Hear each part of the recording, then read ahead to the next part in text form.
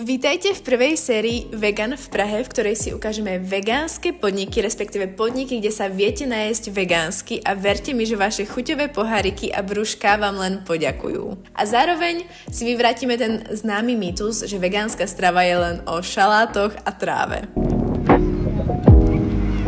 Ako prvý podnik tu máme Herbivore, ktorý sa nachádza nad Náplavkou a dostanete sa k nemu aj krásnou prechádzkou cez Vyšehrad. Hneď ako vôjdete, tak si môžete vybrať z pestrého výberu olív, olivových olejov. Ďalej, keď prejdete, tak vôjdete do obchodíku, kde si môžete vybrať opäť z veľkého množstva produktov cez granoly, sladké, kozmetiku. Ja som si tam vybrala takúto čokoládku, no a potom sa môžete usadiť a objednať si niečo dobrého. Ja som zvolila polievku podľa dennej ponuky, takúto šošovičkovú a bola veľmi, veľmi dobrá. Bola s koriandrom, ktorý to tam celé tak dochutil a bolo to úplne super. A tu už máme naše jedlá. Niečo sme zvolili z hlavnej ponuky, niečo z denného menu. Ja konkrétne som mala z denného menu nejaký cizrnový. Teraz už si nepamätám názov, v každom prípade to bolo veľmi dobré, maximálne to předčilo, hej, po česky, moje očakávania, pretože som fakt nečakala, že to bude tak dobre, takže odporúčam túto reštauráciu jedine vyskúšať, pretože má zdravé, chutné a vyvážené jedlá a ešte k tomu za priateľské ceny. Môžeme sa presunúť na našu druhú lokáciu a to je môj milovaný Share Sweet Bar, ktorý je preslávený svojimi úžasnými koláčikmi, ale k tým sa ešte dostaneme.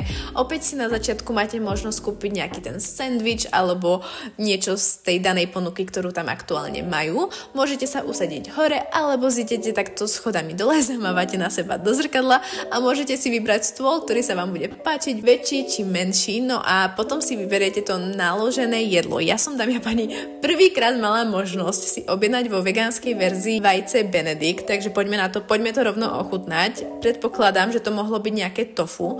Bolo to výborné, bolo to aj so šunkou, bolo to aj s vegánskou slaninkou a bolo to maximálne dokonalé. A samozrejme, keďže sharing is caring, tak som ochutnala aj mojej kamarátky špenátové palacinky, ktoré boli plnené špenátom, ale kozím syrom a boli výborné. A čo milujem v Share Sweet Bar najviac je asi to čaj latte, to je moje najobľúbenejšie. A ochutnala som aj túto Snickers tartaletku. Výborné,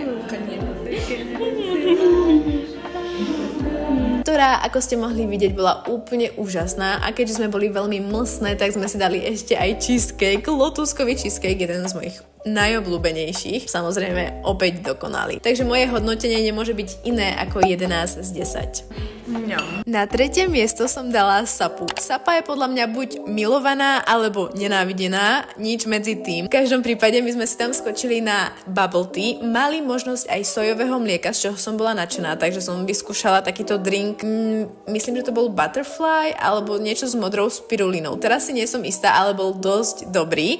No a potom sme sa išli najesť. Viem o tejto reštaurácii, ktorá je vegánsko-vegetariánska, respektíve by som povedala, že skôr vegánska a tie jedlá, ktoré tam majú, zatiaľ som tam mala bumbo nambo, tie porcie, to môžete vidieť sami, že tie porcie sú väčšie než vaša hlava a najete sa z toho dosýta, že až puknete a pritom to stojí nejakých plus minus 150, maximálne 200 korún, čo je úplne úžasná cena za takúto porciu a hlavne oni tam to mäsko vedia úplne dokonale dochutiť. Takže pokiaľ budete v Sape, odporúčam navštíviť. Na štvrtom mieste sa nachádza môj ďalší milovaný podnik a to je Chutnej a hneď pochopíte, prečo je môj obľúbený.